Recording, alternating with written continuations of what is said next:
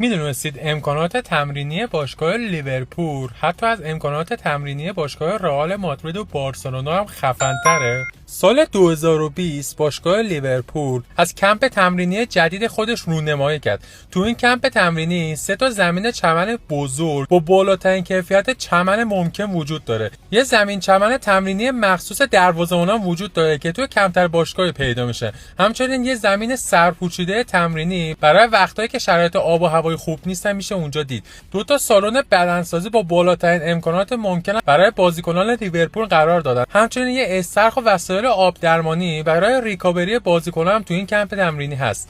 2 تا سالن غذاخوری با 70 نوع غذای رژیمی با بالاترین کیفیت ممکن برای بازیکنان وجود داره که تغذیه خودشون رو زیر نظر مربیات توی باشگاه بخورن. گیت‌های ورودی با قابلیت تشخیص چهره، پیست رانینگ مخصوص دویدن، کلی سویت درمانی و همراه اتاقای فیزیوتراپی و ماساژ برای رفع معصومیت بازیکنان تو این کمپ تمرینی وجود داره. باشگاه لیورپول مثل باشگاه منچستر سیتی یه تکنولوژی لیزر درمانی پیشرفته برای رفع معصومیت بازیکنان در نظر گرفته.